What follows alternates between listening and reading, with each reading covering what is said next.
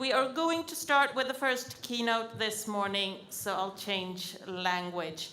This guy, for those of you who were not here yesterday, I'm sure you've heard of him. He's a well-known character in social innovation, architect, founder of 00, and senior innovation associate at Young Foundation, and guest professor at University of Sheffield, among other things.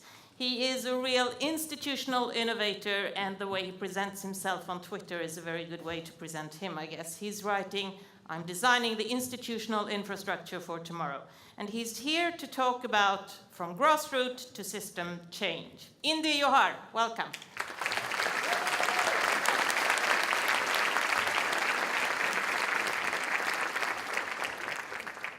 Good morning. Some of you heard me speak last night, and I'm gonna talk a lot in 20 minutes. And I'm gonna try to take you through a little bit of a journey. So I realize it's 9 o'clock, the coffee really hasn't filtered in properly, but bear with me. Right, I wanna take us through a journey. I think we're in a very important moment, and as part of that conversation, I wanna talk about something that is slightly broader. How do we democratize change? Democratizing change itself in its kind of purest sense. Yuri beautifully posed the question, which I think will stick with me, is last night, he sort of asked the question, maybe we've been pushing change too much, right? And I think that's a very interesting question in terms of, is our model of change working? Now, when I'm talking about democratizing change, I don't mean this. I don't mean the vote, or particularly that vote anyway. I don't mean the vote per se, because I think when we think about the vote, we often think about democracy. We only think about the idea of the vote. And democracy is not just the vote. Democracy is the full stack of how we democratize the power to create society in its biggest sense. So if you look back at the history of democracy, what you very quickly realize, the vote is a very small cherry on the cake of democracy. It all begins with even the birth of property rights. After property rights, it begins with banks for the poor, schools for the poor. It's a whole history of development before you get to democracy. And the thesis I want to put down to you is that when we look at the idea of democratizing change, actually democracy in its fullest sense is actually much more trouble than we would like to talk about. But let's talk about the scale. What you see behind me are two important curves. One, inequality globally, and what we're starting to see, which I think is often discussed. But I think what's fascinating is since 2010 and 11, when these were the key conversations, actually how we've moved the conversation very quickly from not talking about inequality, but talking about immigration. I find that interesting, that we talk less and less about inequality, but actually we talk more and more about immigration. And we know the two aren't necessarily linked. Actually, the key issue of inequality is how much capital is being stored amongst the wealthy, and that's not being affected by immigration at all. The second part of this curve is the Branko-Milanovic curve, which is the elephant curve that you see. That elephant curve is about the distribution of the benefits of globalization. And what you see in this part of the curve is actually how few the benefits of globalization have been distributed amongst the middle classes in the developed economies. That dip is actually the lack of distribution of globalization. So it's important to recognize why we are where we are in terms of I think if you look at Brexit, Trump, many other things, what you're seeing is a response to actually, has globalization actually worked for everyone, or has it not? And you can look at, some of the stats that even in America are really interesting on this. Like since the 1970s, a double-income household would have 9% savings a year. In 2004 in the US, a double-income household, or a single-income household would have 9% in 1970s. In 2004, a double-income household had savings of -2%. So what we've seen is a massive shift in value. Second, one of these key important stats, 4% of the world's mammals are wild. 4. 1, 2, 3, 4. That means 96% of the world's mammals are farmed. Right? There are 56 billion cattle in the world alive right now. So when we talk about the human impact, let's put this into real context of the world and the conversation we need to be having. Second part of the story is this, which I think is, hopefully, it doesn't work, which is always fun. So what you'll see with this graph, if it worked, is that every one of those cities by 2017 has gone red. Pretty much every one of those cities. Now, just look at the impact of that. Every one of those cities flicks red by 2017, and 2018 was even worse. So when we talk about the scale of impact of climate change, I don't think we're actually configuring the scale of risk that we're all dealing with. Watch.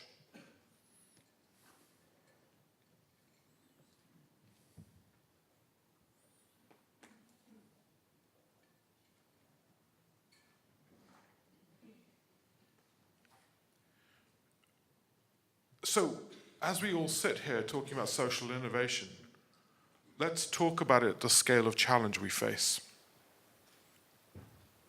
At the same time, you have this, which is, where has wealth been stored?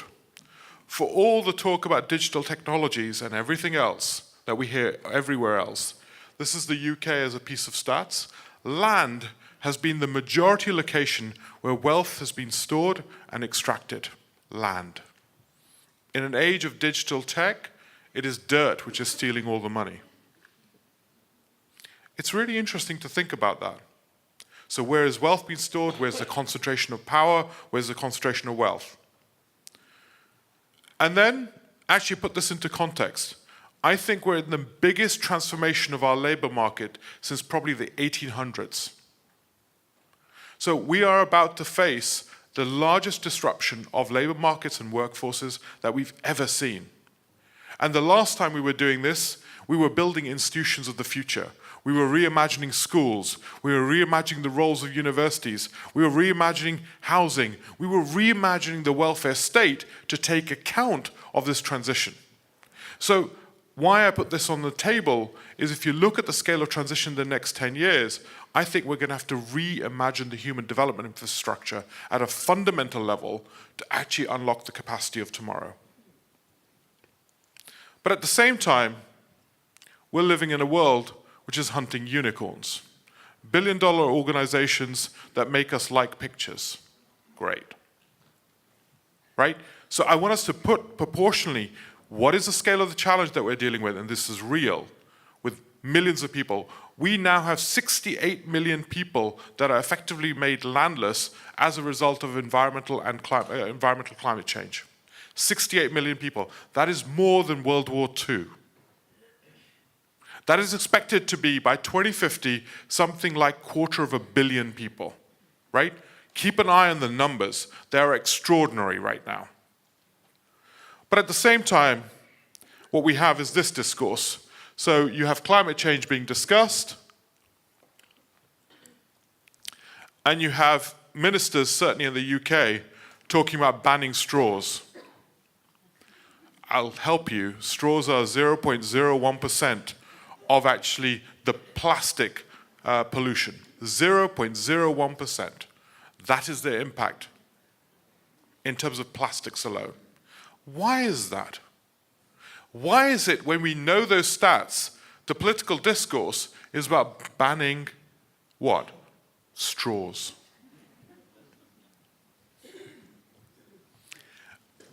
And I want to sort of deal with some of these questions. How do we drive change in a complex world is, I think, a really important question.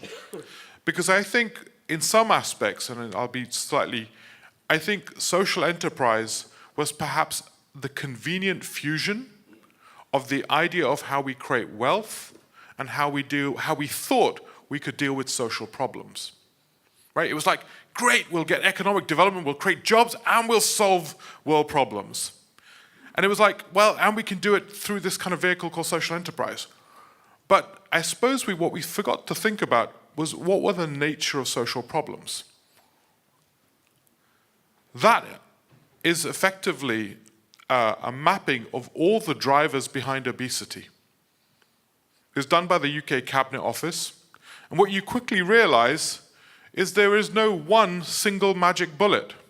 There is not one single sugar tax that can solve obesity. There's no one single intervention. There's not even one single organization that can write the obesity strategy. How do you do social change in that reality, as Yuri was rightly asking us yesterday? How do you do social change in that reality? Is it about a single social enterprise, or is it about a movement? Does it have to be 40 different organizations working together to shift a reality? How do we do that? And this applies to everything.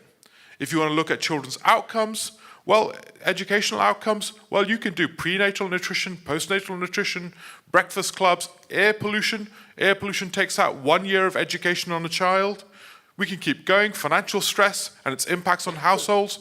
All these things factually drive in to impact the educational and the life outcomes of children. So if you want to intervene, why do we always keep talking about schools? How do we intervene at a system scale? And at the system scale, how do we recognize this? That big yellow patch is cows, the land use. And why I bring that up is if you want to think about actually at system scale, one of the big projects we've been doing in Dubai is they asked us to look at food waste. And we said, right, we'll look at food waste. And the convenient idea was going to be, recycle food waste at restaurants, please. It's one of those kind of ideas. Yes, we'll change the world by recycling food waste at restaurants. No, you'll change the world by going vegan. And I'm only half joking. I'm not even joking, in fact. You want to deal with actual climate change? The biggest reality is over the next 5 to 10 years, most of us are going to have to go vegan. If you look at the dairy industry and the meat industry and how much actually CO2 it produces, that's where we're headed. That yellow patch is cows. That is the land use in America. So we have to become conscious of our system impacts and our system reality. And it's convenient for us to think we live in a small city like Malmo, but the reality is you don't. You live a global footprint of the size of an order that we cannot imagine. How do you do that? How do you organize change between 40 different organizations, so all those blue dots were different organizations? How do you organize change in that reality? You certainly don't have the power to do it by a single strategy document. You certainly don't have the power to do it by predict and play. You can't do it through management and control because you have to decentralize the capacity for experiments. How do you do that, I think, is a fundamental issue. And this applies to everything. This is actually a map of all the services for elderly citizens in West Hertfordshire. And again, what do you see? Multiple services, multiple interventions. How do you organize?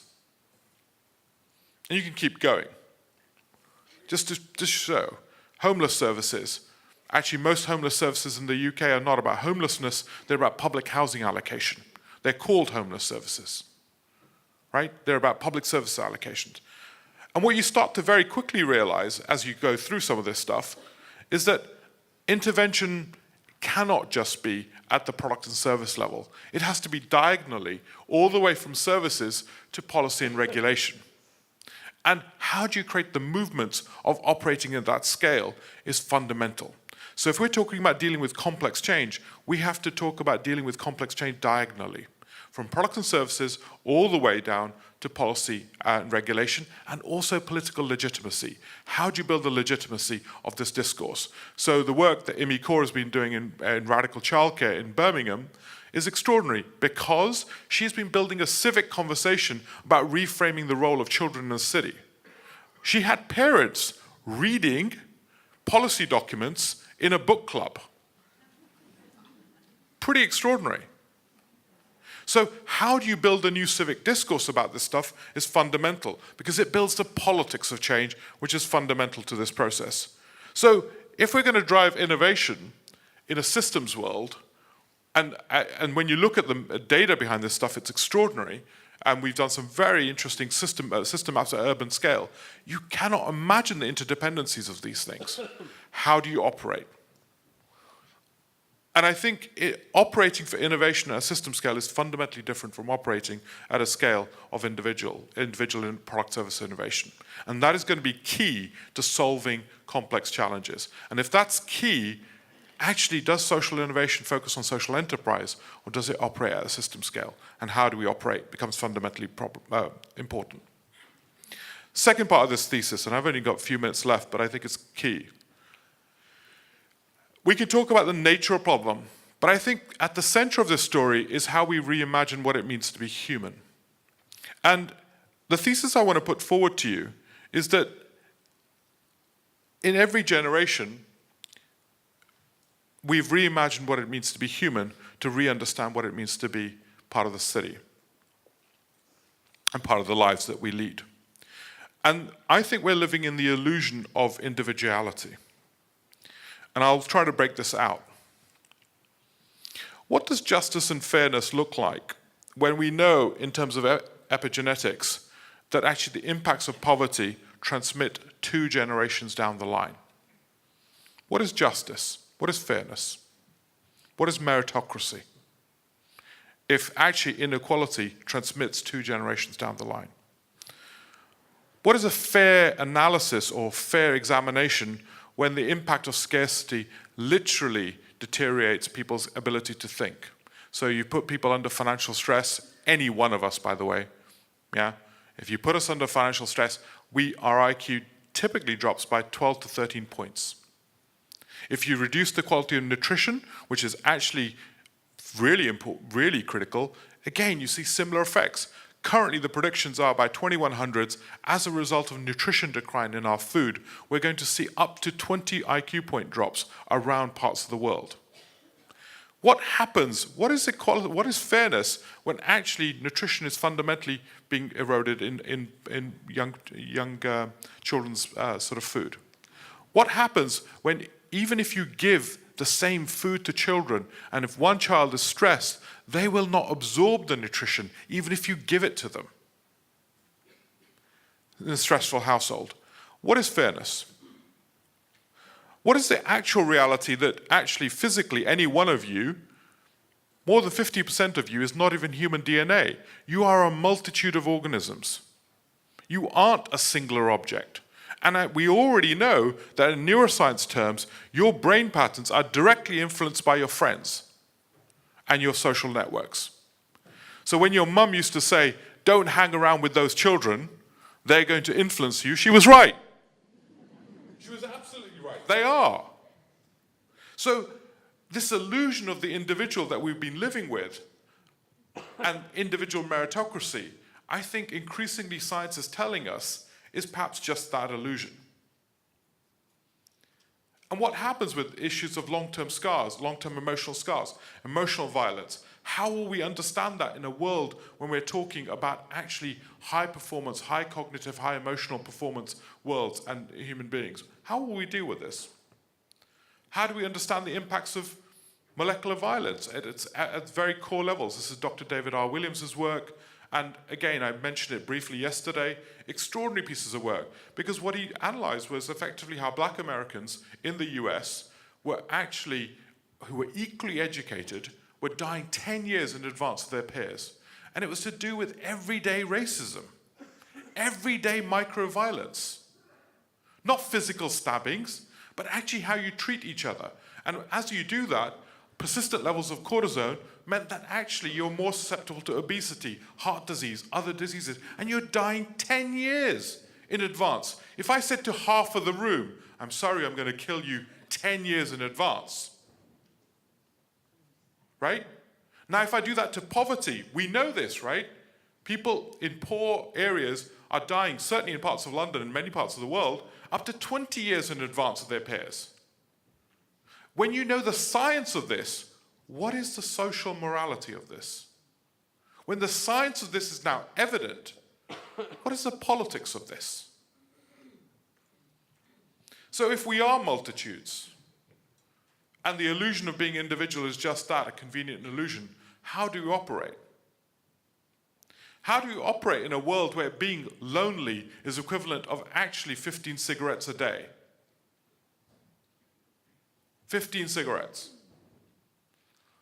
How do we understand a world where we're deeply entangled with each other, yet we often talk of ourselves as individuals and citizens or individual consumers, but we are deeply entangled? How do we reconcile our rhetoric of freedom and individuality with this notion of entanglement?